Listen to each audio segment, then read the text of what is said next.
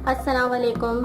कैसे हैं आप लोग सब। आज हम बनाएंगे कोफ्ते और कोफ्तों को किस तरह से हम फ्रीज़ कर सकते हैं, बना के पहले से बना के हम उसको फ्रीज़ कर दें और फिर जब दिल चाहे तो उसको निकाला और बस जल्दी जल्दी ग्रेवी बनाई और कोफ्ते तैयार। ग्रेवी बनानी तो इसकी बहुत ही आसान है। कोफ्तों को किस तरह से हम फ्रीज़ कर सकते हैं ये मैं आज आपको बताऊँगी। इसके लिए हमें जो जो चीज़ें चाहिए वो भी मैं आपको बताती रहूँगी साथ में।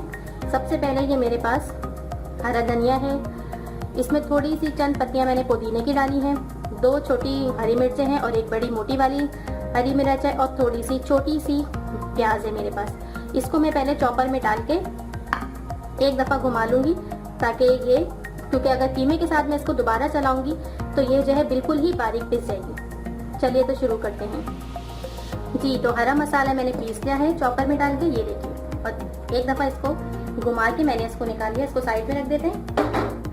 अब चॉपर के अंदर मैं ये कीमा डालूंगी। ये 250 ग्राम कीमा है, इसमें थोड़ी सी चर्बी भी शामिल है और फिर सारे मसाले डालती जाती हूँ और आपको दिखाती जाती हूँ जी। तो कीमे में अब हम शामिल करेंगे अदरक लहसुन का पेस्ट। 1/2 टीस्पून अदरक लहसुन का पेस्ट डालूंगी मैं। नमक 1/2 टीस्पून, गरम मसाला पाउडर 1/2 टीस्पून से थोड़ा सा कम गरम मसाला पाउडर, भुना पीसा सफ़ेद ज़ीरा 1/2 टीस्पून, हल्दी बिल्कुल ज़रा सी, और लाल मिर्चों का पाउडर 1/2 टीस्पून। और ये है मेरे पास भुने चने, वो भी मैं ऐड कर देती हूँ इसमें। और सबसे लास्ट में मैंने इसमें भुने चने डाले हैं, उसका पाउडर डाला है। सारी चीज़ें मैंने इसमें डाल दी हैं। अब मैं इसको बहुत अच्छे तरीके से बारीक पीस लूँगी। कीमा मैंने बारीक पीस लिया है और मैंने उसी बॉल में निकाला है जिसमें मैंने हरा मसाला पीसा था। मैं इसके अंदर 2 टेबल स्पून ऑयल डालूँगी। 2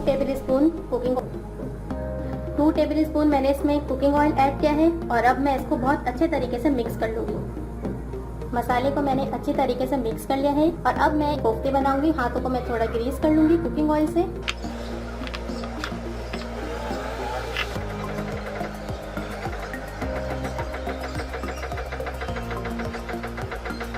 ये देखिए, ये कोफ्ता हमारा तैयार है। इस तरह से मैं सारी कोफ्ते की बॉल्स बना लूँगी जी। तो कोफ्ते हमारे बनकर तैयार हैं। अब मैं इन्हें फ्रीज़र में रख दूंगी पूरे 1 दिन के लिए और फिर मैं आपको दिखाती हूँ।